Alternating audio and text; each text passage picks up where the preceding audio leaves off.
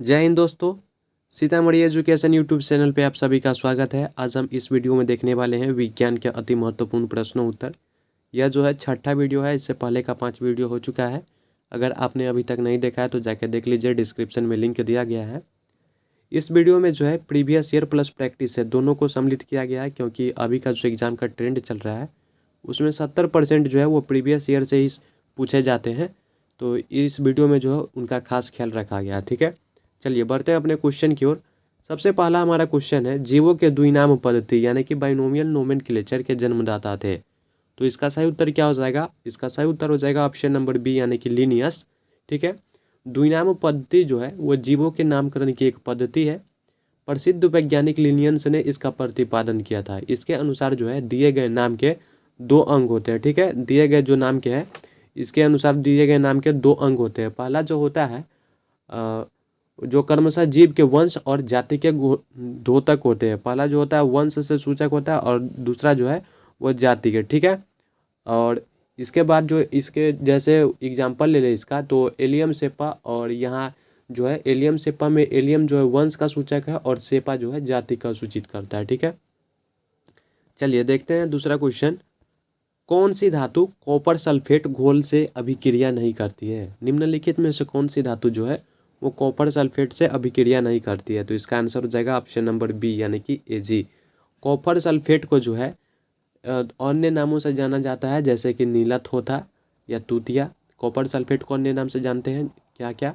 नीलथोथा और तूतिया। ठीक है, यह एक अकार्बनिक यौगिक है। कॉपर सल्फेट जो है अकार्बनिक यौगिक है और इसका जो रासायनिक सूत्र होता है वो होता है CuSO4 यानी कि कॉपर सल्फेट, इसी को बोला जाता है। ठीक है, और Ag यहाँ आप देखें हैं, Ag का मतलब क्या? यानी कि चांदी, सिल्वर, जिसे इंग्लिश में आप सिल्वर कहते हैं। तो Ag का जो परमाणु संख्या होता है वो होता है 47 यानी कि 47। इसे आप याद रखिएगा। चलिए बढ़ते हैं अगले क्वेश्चन की ओर। तीसरा क्वेश्चन देखते हैं, जब ब्लीचिंग पाउडर की कार्बन डाइऑक्साइड के साथ क्रिया कराते हैं तो जब ब्लीचिंग पाउडर की कार्बन डाइऑक्साइड के साथ क्रिया कराते हैं तो क्या बनता है? और एक और बात, अगर क्वेश्चन का आंसर आपको पता हो तो वीडियो को रख करके कमेंट में आंसर जरूर लिखें, इससे आपका मूल्यांकन जो है सही हो पाएगा और आपको पता चलेगा कि आपकी तैयारी कितनी हो पाई है और कितनी और करने की ज़रूरत है। ठीक है, तो जब ब्लीचिंग पाउडर को कार्बन डाइऑक्साइड के साथ अभिक्रिया कराते हैं तो क्या होता है? तो क्लोरीन गैस निकलती है। ठीक है, ऑप्शन नंबर बी सही हो जाएगा। ब्लीचिंग पाउडर को जो है विरंजन चूर्ण या कैल्शियम हाइपोक्लोराइट भी कहते हैं और इसका जो रासायनिक सूत्र होता है वो CaOCl2 का जो है होल ट्वाइस होता है। ठीक है, CaOCl2 का होल ट्वाइस। और यहाँ जो आप देख रहे हैं जो क्लोरीन निकलता है, तो क्लोरीन का जो परमाणु संख्या होता है वो 17 और संकेत जो होता है वो Cl होता है, जबकि इसका परमाणु द्रव्यमान जो है वो 35 यानी कि 35 होता है। आगे देखते हैं चौथा नंबर, गुणसूत्रों में विभाजन न होकर जो कोशिका विभाजन होता है उसे कहते हैं। गुणसूत्रों में विभाजन न होकर जो कोशिका विभाजन होता है उसे कहते हैं, तो उसे क्या कहते हैं? असूत्री विभाजन यानी कि एमाइटोसिस। असूत्री विभाजन जो है जीवाणु, कवक, प्रोटोजोआ, शैवाल आदि में देखा जाता है। कहाँ कहाँ देखा जाता है? तो जीवाणु, कवक, प्रोटोजोआ, शैवाल आदि में देखा जाता है और इसे प्रत्यक्ष केंद्रक विभाजन भी कहा जाता है। किसे? असूत्री विभाजन को। ठीक है, इसमें जो है केंद्रक पहले लंबा हो जाता है और फिर सीधा 2 भागों में विभाजित होकर अलग हो जाता है। असूत्री विभाजन में केंद्रक कैसे विभाजित होता है? तो पहले लंबा हो जाता है और फिर 2 भागों में जो है सीधा होकर विभाजित हो जाता है। अगला क्वेश्चन देखते हैं 5 नंबर, समस्त बहुकोशिकीय जंतुओं को किस विशिष्ट समूह में रखा जाता है? समस्त बहुकोशिकीय जंतुओं को किस विशिष्ट समूह में रखा जाता है? तो इसका सही उत्तर हो जाएगा ऑप्शन नंबर ए यानी कि मेटाजोआ।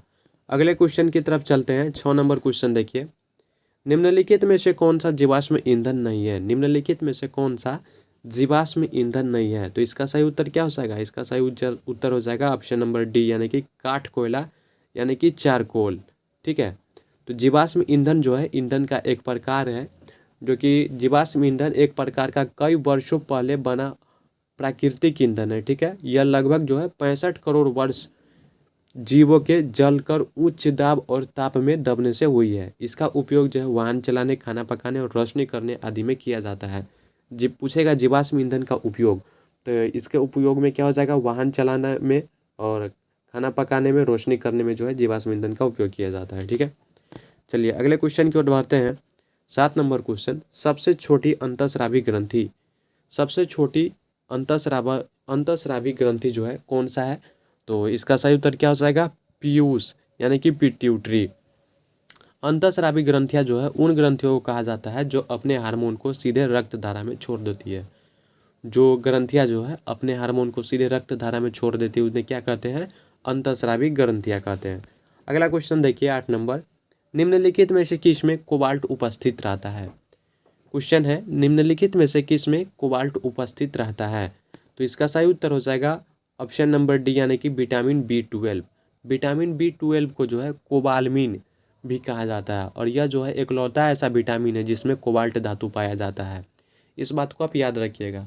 विटामिन B12 सभी विटामिनों में इकलौता ऐसा विटामिन है जिसमें जो है कोबाल्ट धातु पाया जाता है और विटामिन B12 के जो है शरीर में लाल रक्त कोशिकाओं के निर्माण हेतु जरूरी होता है और विटामिन B12 के कमी से कौन सा रोग होता है? तो एनीमिया होता है। ठीक है, चलिए अगला क्वेश्चन देखते हैं। 9 नंबर क्वेश्चन, आयनोस्फीयर की ऊंचाई किलोमीटर में है। आयनोस्फीयर की जो ऊंचाई होती है वो किलोमीटर में कितना होता है? तो 100 किलोमीटर। अगले क्वेश्चन की तरफ चलते हैं। 10 नंबर क्वेश्चन को ध्यान से देखिए। नेत्र पर प्रकाश की मात्रा का नियमन करती है, नेत्र पर प्रकाश की मात्रा का नियमन करती है। तो इसका सही उत्तर हो जाएगा ऑप्शन नंबर बी यानी कि उपतारा। अगला क्वेश्चन देखते हैं 11 नंबर क्वेश्चन, स्तनधारियों यानी कि मैमल्स में निषेचन होता है।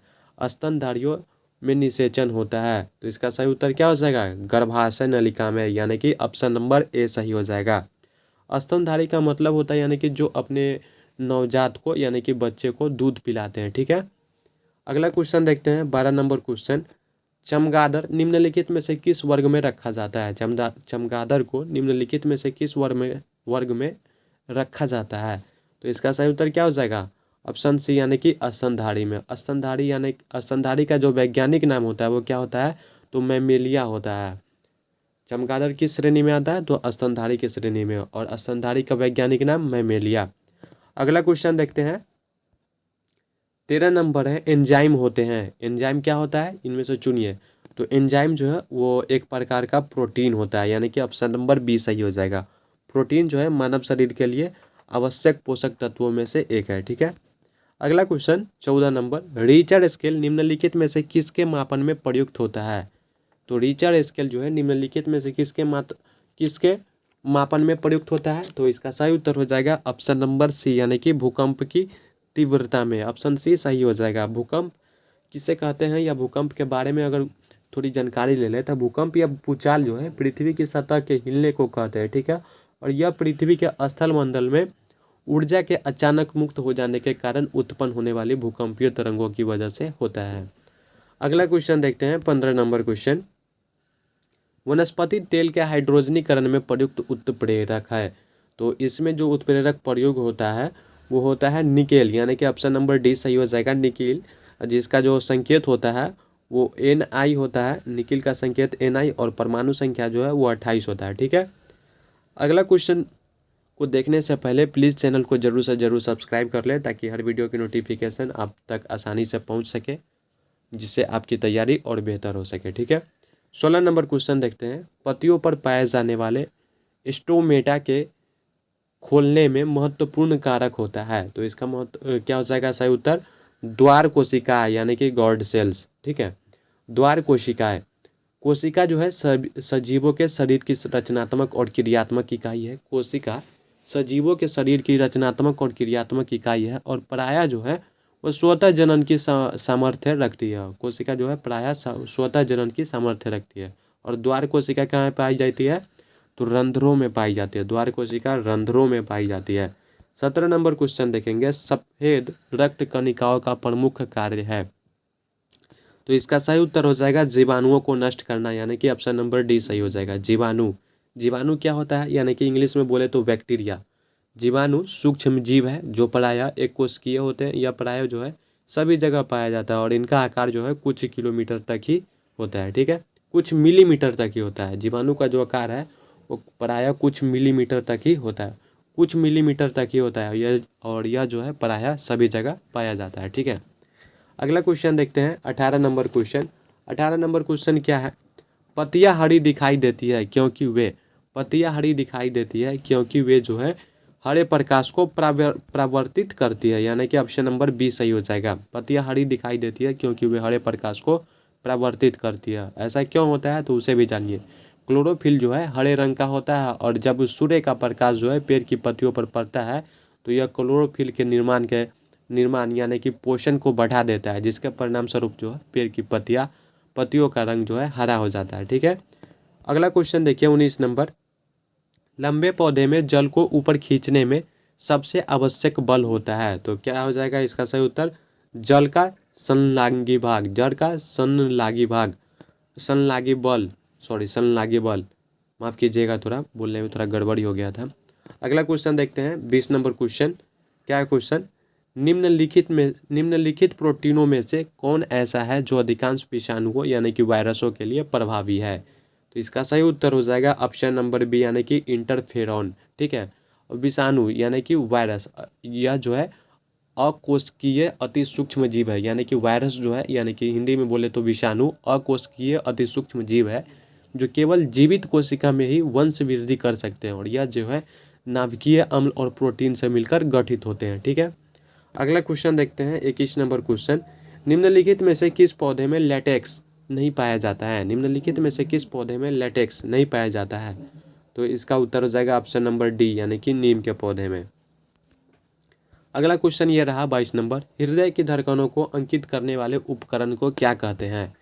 हृदय की धड़कनों को अंकित करने वाले उपकरण को क्या कहते हैं? तो 22 का सही उत्तर हो जाएगा ऑप्शन नंबर ए यानी कि कार्डियोग्राफ। ठीक है, और 1 मिनट में जो है 60 से 100 बार, कितना? 60 से 100 बार जो है दिल का धड़कन सेहत के लिए अच्छा माना जाता है। 1 मिनट में 60 से 100 बार जो है दिल का धड़कना सेहत के लिए अच्छा माना जाता है। अगला क्वेश्चन है 23 नंबर। एक ज्योतिषीय उपग्रह अध्ययन करता है, तो इसका सही उत्तर क्या हो जाएगा? पृथ्वी का आकार। ठीक है, और पृथ्वी का जो व्यास होता है वो 12,742 किलोमीटर है। पृथ्वी का व्यास कितना है? तो 12,742 किलोमीटर। और पृथ्वी का अपना एकमात्र उपग्रह है जिसका नाम जो है चंद्रमा। और सभी ग्रहों में जो है पृथ्वी ही एक ऐसा उपग्रह है जिस पे जीवन यापन संभव है। अगला क्वेश्चन देखते हैं 24 नंबर क्वेश्चन। वाहनों के इंजन को ठंडा करने वाले उपकरण या यंत्र को कहते हैं? उपकरण या यंत्र को कहते हैं जो वाहन के इंजन को जो है ठंडा करता है। ठीक है, तो इसका जो आंसर हो जाएगा 24 का वो हो जाएगा रेडिएटर, यानी कि ऑप्शन नंबर बी। रेडिएटर जो है एक माध्यम से दूसरे माध्यम में उष्मीय ऊर्जा का विनिमय करने वाली वस्तु है। ठीक है, और इसकी सहायता से जो है किसी चीज़ को गर्म या ठंडा किया जा सकता है। अगला क्वेश्चन देखते हैं 25 नंबर। निम्नलिखित में से कौन सा रोग सबसे घातक है? इनमें से जो है चुनना है कौन सा रोग जो है सबसे घातक है। तो ये ऑप्शन नंबर डी सही हो जाएगा, एड्स यानी कि एक्वायर्ड इम्यून डिफिशियंसी सिंड्रोम। ठीक है, और विश्व एड्स दिवस जो है वो 1988 के बाद से जो है 1 दिसंबर को प्रत्येक वर्ष मनाया जाता है। ठीक है, 1 दिसंबर को प्रत्येक वर्ष जो है विश्व एड्स दिवस मनाया जाता है। ठीक है, और एड्स जो है वो पूर्णतः ठीक नहीं हो सकता है उपचार के द्वारा, अभी तक ऐसा कोई भी उपचार नहीं है, लेकिन जो है ये थोड़ी सी जो है इसमें सुधार हो जाती है। ठीक है, तो अगर आप और भी वीडियो देखना चाहते हैं और सभी वीडियो का PDF डाउनलोड करना चाहते हैं तो टेलीग्राम चैनल से अवश्य ज्वाइन करें और वीडियो देखने के लिए सीतामढ़ी एजुकेशन यूट्यूब चैनल को जरूर से जरूर सब्सक्राइब कीजिए। चलिए मिलते हैं अगले वीडियो में, तब तक के लिए जय हिंद।